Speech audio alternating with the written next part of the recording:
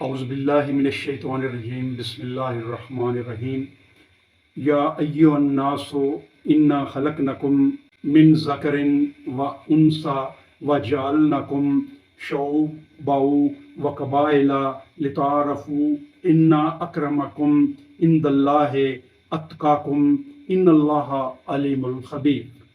اے انسانوں، حقیقت یہ ہے کہ پیدا کیا ہے ہم نے تم کو ایک مرد اور ایک عورت سے، پھر بنا دیا ہم نے تم کو قومیں اور قبیلے تاکہ تم ایک دوسرے سے پہچانے جاؤ۔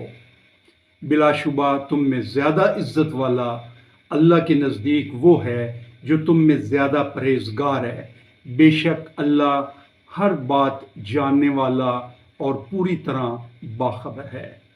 یہ سورہ الحجرات کی آیت نمبر 13 ہے جو میں نے آپ کے سامنے تلاوت کی ہے۔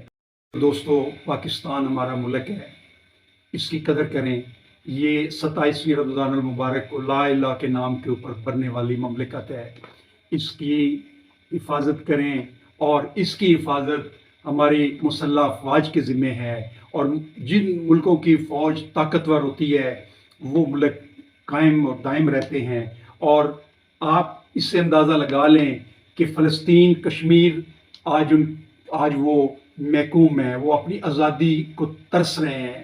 اور بنگلہ دیش دیکھیں جو پاکستان سے علیحدہ ہوا ہے، انڈیا کے زیر تسلط ہے، اور انڈیا جو چاہتا ہے وہ بنگلہ دیش میں ہوتا ہے۔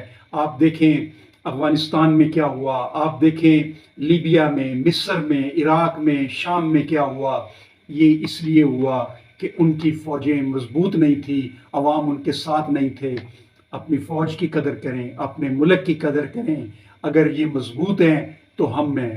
بھائی اور دوستو، پاکستان ہمارا ملک ہے، اس میں کوئی ایسا کام نہ کریں جس سے پاکستان کو نقصان پہنچے۔ ملکی چیزوں کی، ملکی اثاثوں کی حفاظت کریں اور وسائل ضائع نہ کریں۔ قانون کی پابندی کریں اور ملک میں فساد برپا نہ کریں۔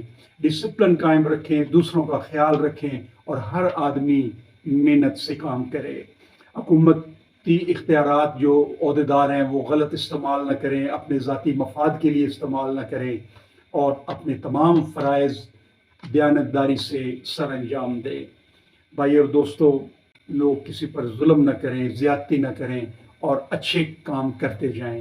پاکستان ہے تو ہم ہیں، اور اگر پاکستان نہیں ہے تو پھر یہ ہمارا سارا کچھ بے سود ہے۔ اگر ہم محکومے کی زندگی گزارتے ہیں تو پھر پاکستان بنانے کا کیا فائدہ؟ پاکستان بنانے کا فائدہ پھر یہ ہے کہ ہم اس ملک کو آزاد رکھیں۔ ہم ایک ایٹمی طاقت ہیں، اور بڑی قربانیوں کے بعد قوم نے اس کو ایٹمی طاقت بنایا ہے۔ ہمارا یہ فرض بنتا ہے کہ ہم اس کی حفاظت کریں۔ وزیر دفاع صاحب نے ایک بیان دیا کہ جو پاکستان کے اوپر قرضے ہیں، اگر ملک کے گولف کلب بیچے جائیں اور زمینیں ہیں وہ بیچی جائیں فالتو، تو ملک کے قرضے اتر جائیں گے۔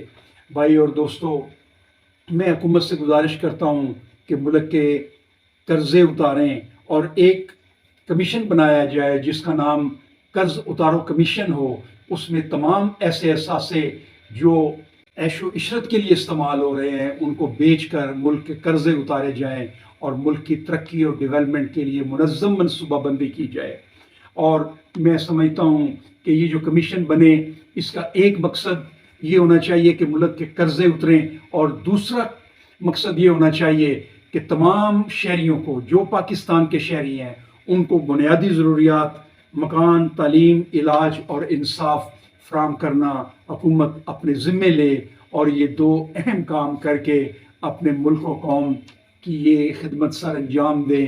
اگر ہم یہ دینے میں کامیاب ہو جاتے ہیں تو یہ ہمارے ملک کے لیے ایک بڑی اچیومنٹ ہوگی۔